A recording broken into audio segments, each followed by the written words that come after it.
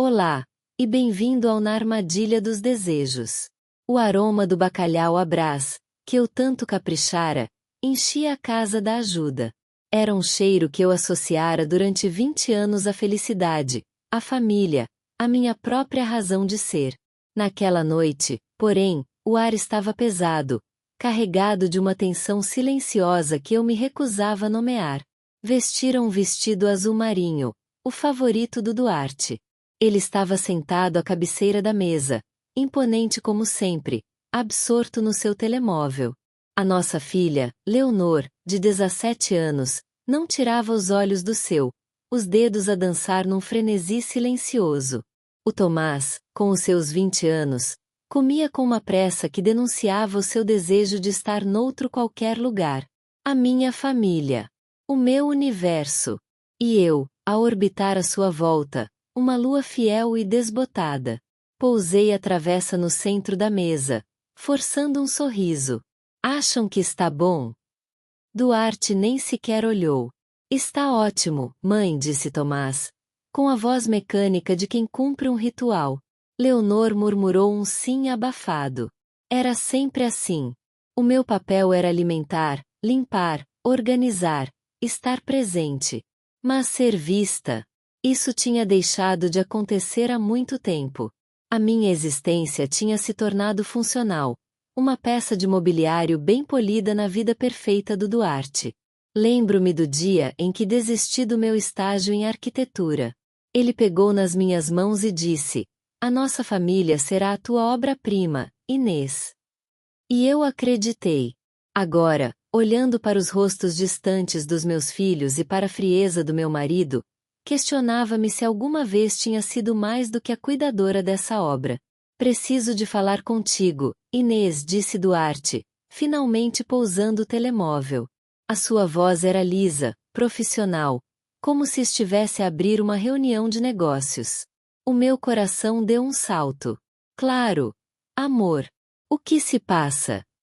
Ele olhou para os nossos filhos. "Leonor, Tomás, talvez queiram ir para o vosso quarto." Tomás levantou-se de imediato, aliviado. Leonor arrastou-se, com um suspiro de aborrecimento. Uma parte de mim, pequena e frágil, gritou por dentro: "Fiquem! Por favor, fiquem!"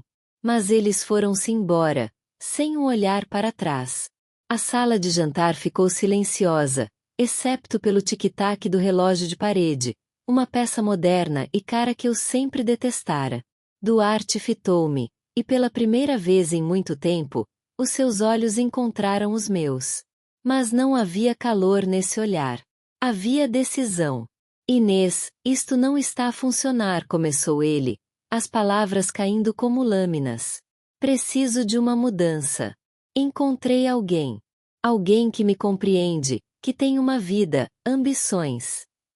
O mundo desfocou-se. O som da sua voz tornou-se um zumbido distante. Alguém.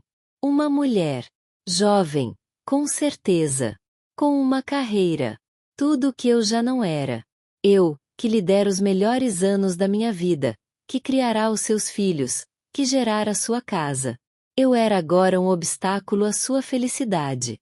"Quero divórcio", a frase ecoou na sala, clara e cruel. "Vou mandar os papéis ao advogado. Será tudo tratado de forma rápida e civilizada." A minha boca abriu-se, mas nenhum som saiu. As lágrimas queimavam os meus olhos, mas eu não as deixaria cair. Não na sua frente. Ele já me tinha tirado tudo.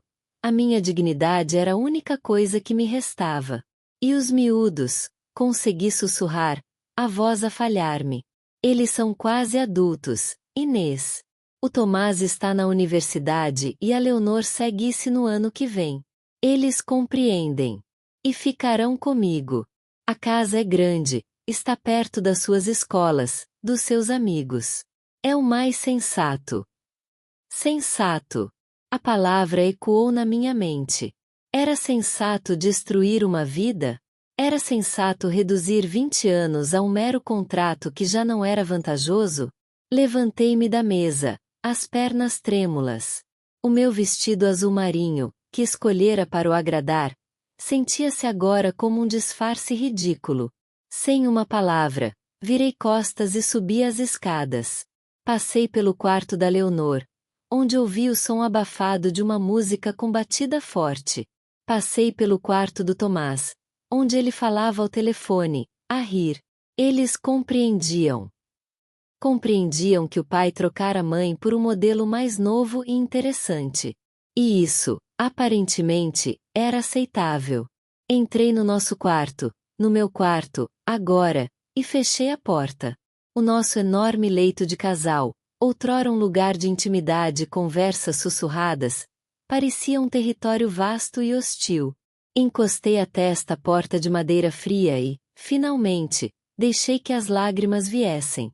Silenciosas, devastadoras. O meu mundo, a minha identidade, desfazia-se em estilhaços aos meus pés. Eu não era a Inês. Era a ex-mulher do Duarte. A mãe de uns filhos que não precisavam de mim. Uma mulher de 45 anos, sem profissão, sem futuro, sem chão. O frio da madeira contra minha pele era a única coisa real. Tudo o resto era um pesadelo. E o pior era saber que, no dia seguinte, teria de acordar e enfrentar os escombros daquilo que outrora chamara minha vida. Os dias seguintes fundiram-se num borrão de dor e trâmites legais. A divórcio rápido e civilizado do Duarte revelou-se um processo meticuloso e desumanizante.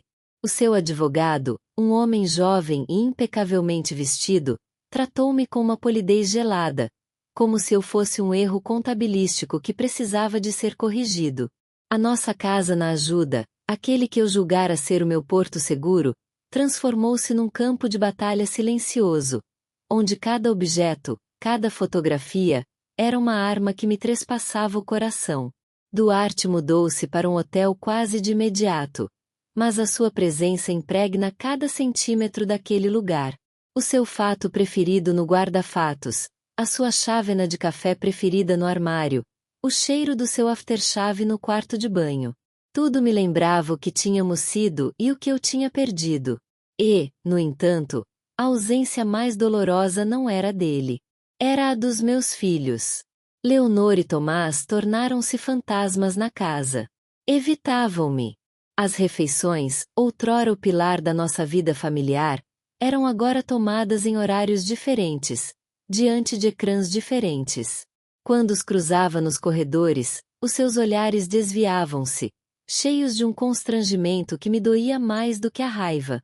Eram como estranhos educados, alojados na mesma casa, à espera que a mulher que lhes cozinhava e limpava percebesse que já não era bem-vinda. Eles precisam de tempo, Inês, disse-me Duarte ao telefone, a sua voz distante e prática. É uma grande mudança para eles. E para mim não é? Quis gritar, mas engoli o choro. A minha dor parecia não ter lugar na nova narrativa que ele estava a construir. O apartamento chegou através de um e-mail do seu advogado. Um T1 na Amadora, pequeno, antigo, com um chão que rangia e uma cozinha que cheirava a mofo. Quando visitei, sozinha, o coração apertou-me de tal forma que julguei que ia desmaiar. As janelas davam para um pátio interior, sombrio e úmido, um mundo de distância da luz que inundava a nossa casa na Ajuda. Era isto que eu valia após 20 anos de dedicação? 4 paredes descascadas e uma solidão que já conseguia saborear na ponta da língua, amarga e metálica. A mudança foi um pesadelo surreal. Os homens da empresa de mudanças, com rostos impenetráveis, empacotaram a minha vida em caixas de cartão. Cada objeto que embalava era uma memória que eu tinha de selar.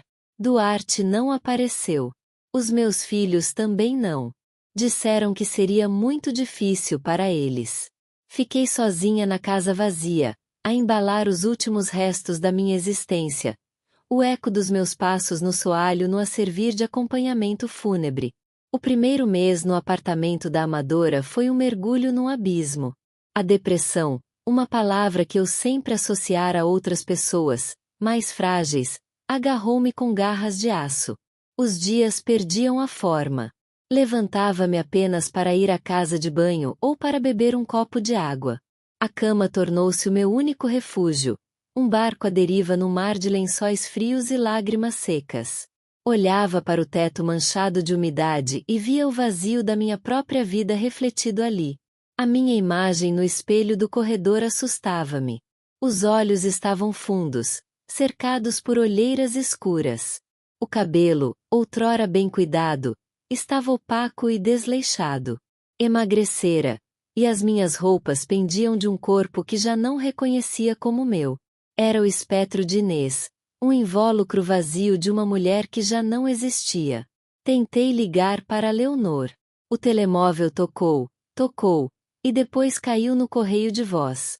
A sua voz animada dizer é a Leonor, deixa mensagem. Pareceu uma crueldade. Desliguei.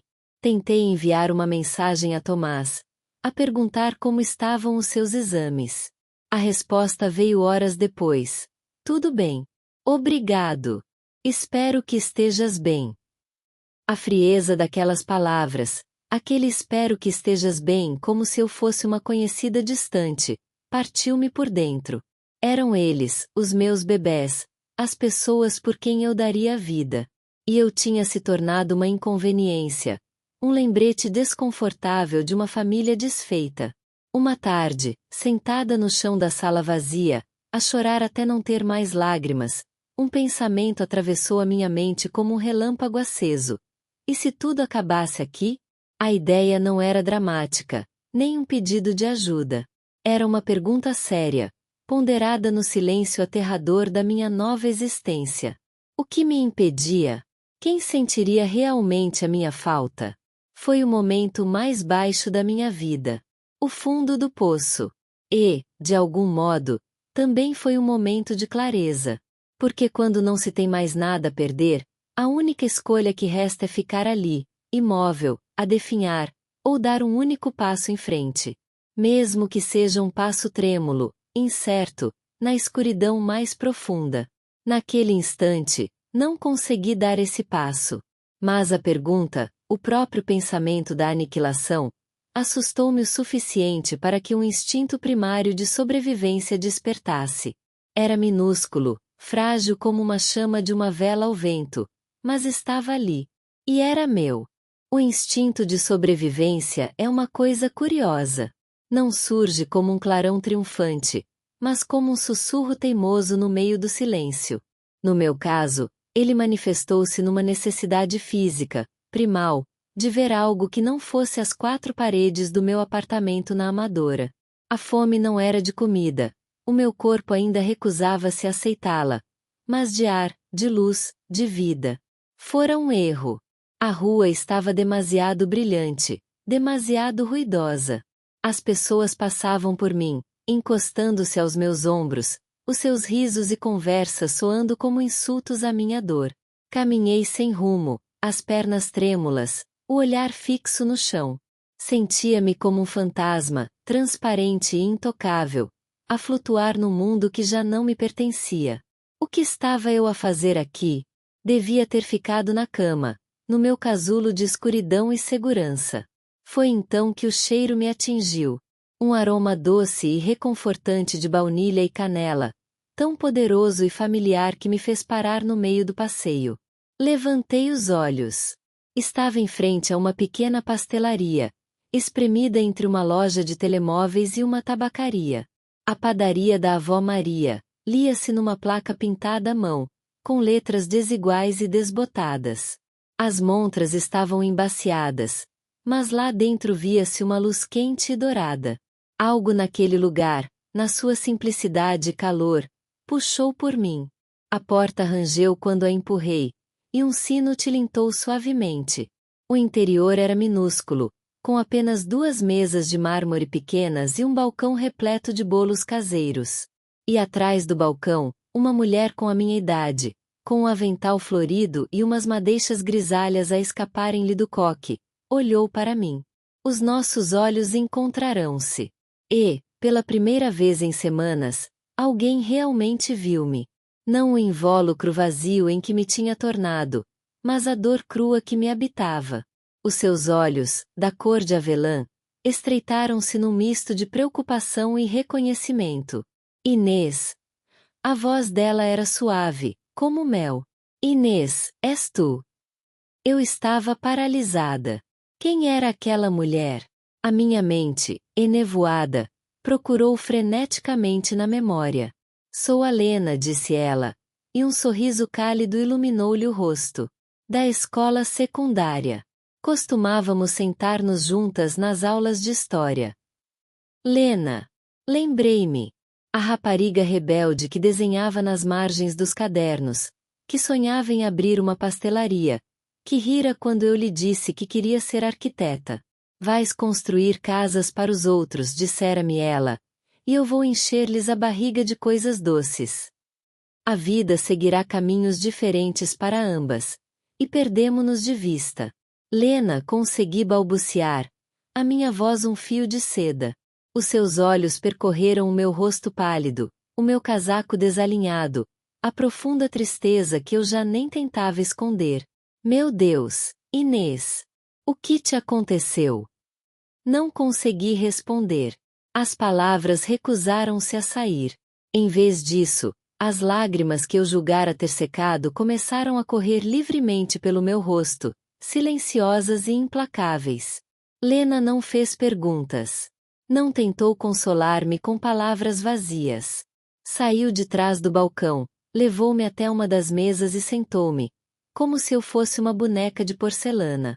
Pouco depois, colocou à minha frente uma chávena de chá preto, fumegante, e uma fatia de bolo de laranja, úmido e denso. Bebe, ordenou ela, com uma suavidade que não admitia discussão. Come! Obedeci. O primeiro gole de chá queimou-me a língua, mas o seu calor espalhou-se pelo meu peito gelado, um contraponto vivo à morte que eu sentia dentro de mim. A primeira garfada de bolo derreteu-se na minha boca, e o sabor, doce e ácido ao mesmo tempo, foi uma explosão de sensações há muito esquecidas. Era o sabor da infância, da inocência, de um tempo antes de Duarte, antes da dor. Enquanto eu comia, Lena começou a falar. Falou da sua vida, da sua luta para abrir a pastelaria após o seu próprio divórcio, das noites em Passará a decorar bolos até as mãos lhe doerem. Falou sem pena de si mesma, com um orgulho simples e genuíno pelo que construíra com as suas próprias mãos.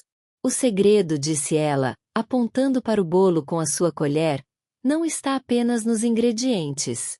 Está no toque, no amor, na paciência. É como construir algo do zero. Só que em vez de cimento, uso açúcar. Construir algo do zero. As palavras ecoaram dentro de mim. Eu já não tinha cimento, nem um projeto. Só tinha escombros. Foi então que ela me lançou o desafio. Estou a planear uma pequena festa aqui na pastelaria, disse, encostando o queixo às mãos. O aniversário do meu sobrinho.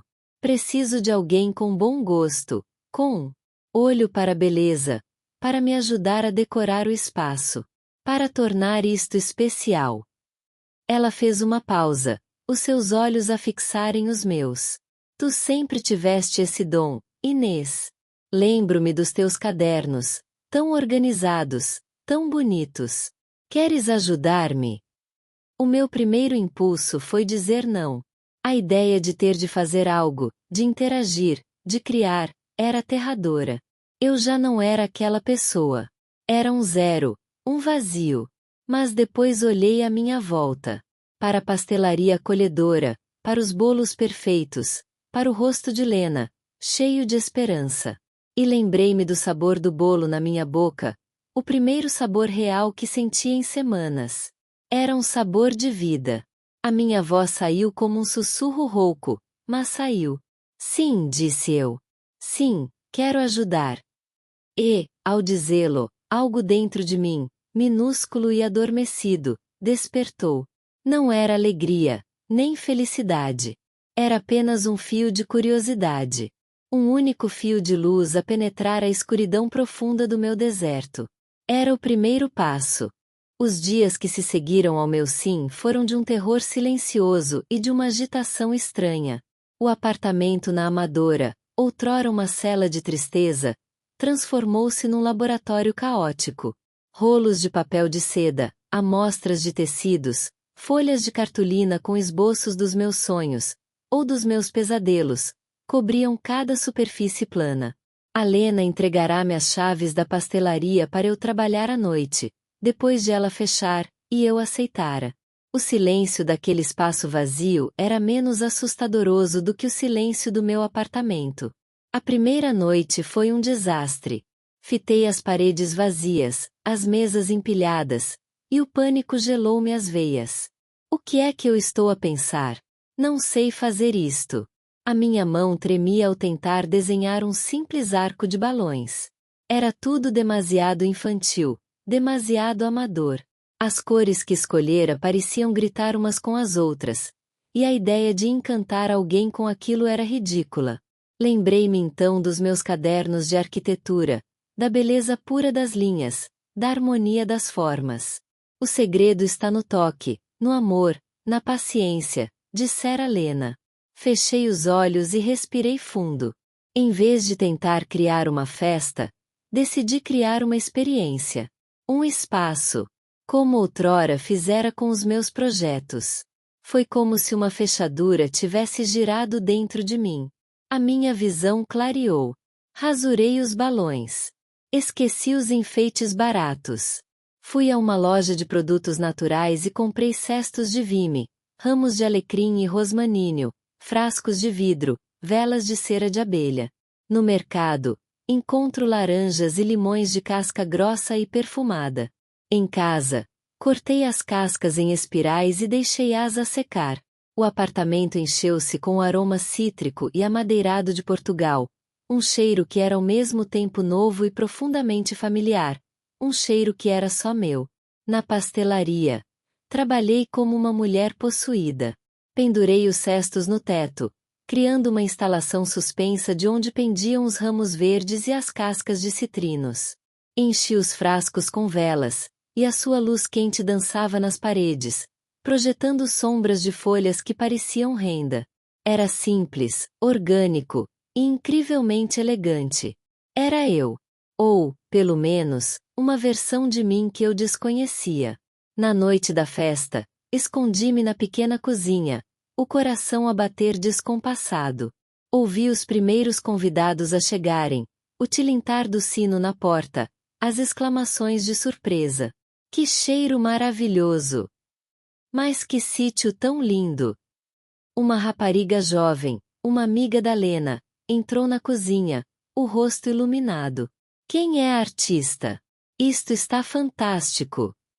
A Lena apontou para mim, um sorriso de orgulho estampado no rosto. Foi a Inês. A minha amiga arquiteta.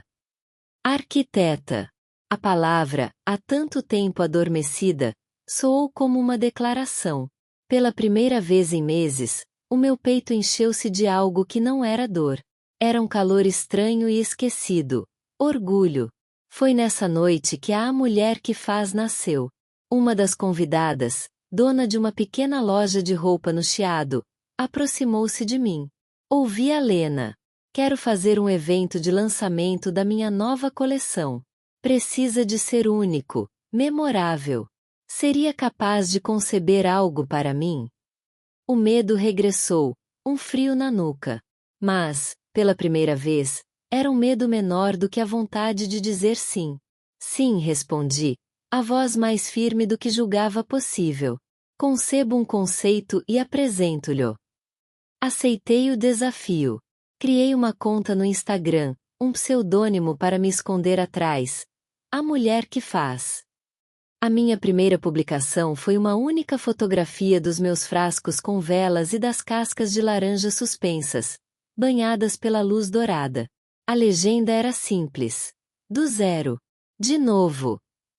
A resposta foi lenta no início, mas começou a chegar. Um amigo queria uma proposta de casamento única no Miradouro da Senhora do Monte. Outra, um jantar de aniversário surpresa para a mãe numa quinta no Alentejo.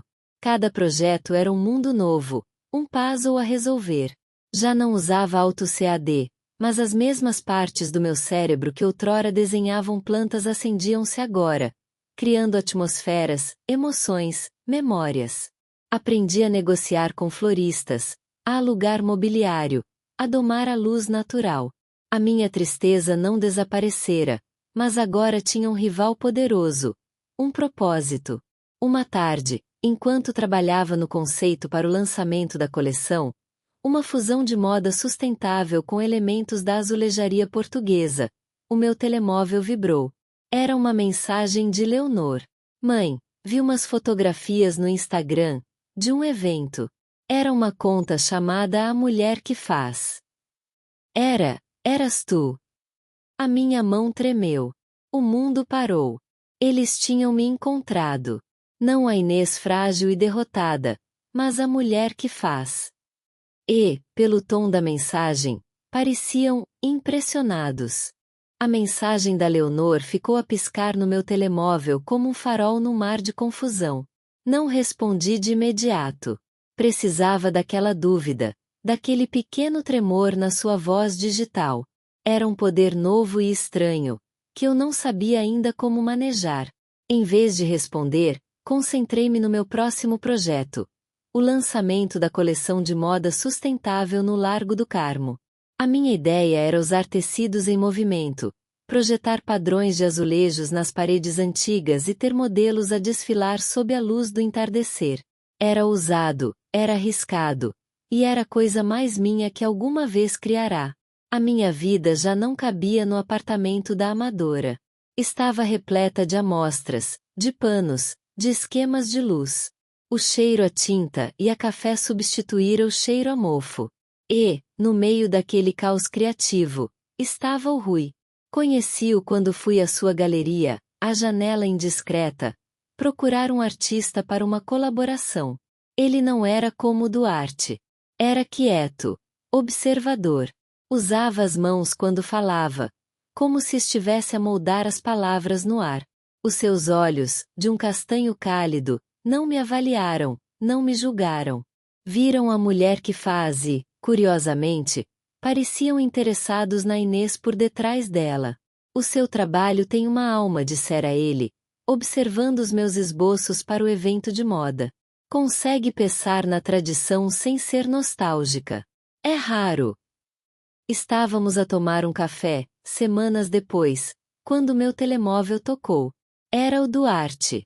O seu nome a piscar no ecrã foi como um balde de água gelada. Atendi, com o coração aos saltos. Inês. A sua voz era diferente. Já não era lisa e controlada. Tinha uma aresta, uma urgência. Preciso de falar contigo. É importante. Estou ocupada, Duarte. A minha voz soou surpreendentemente calma. É sobre os miúdos, insistiu ele, um velho truque que já não funcionava. E, sobre nós. Cometi um erro. Um silêncio pesou entre nós. O Rui, percebendo a tensão, afastou-se discretamente, dando-me espaço. O erro foi meu, corrigiu, ao achar que valia tão pouco. Já não há um nós, Duarte.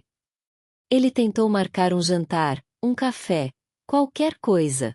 Recusei tudo. Desliguei a chamada com os dedos a tremer, mas com uma sensação de vitória clara e doce. Ele estava arrependido. A sua vida perfeita desmoronara-se. E a minha, inacreditavelmente, estava a ser construída de novo. A noite do evento no Largo do Carmo foi mágica.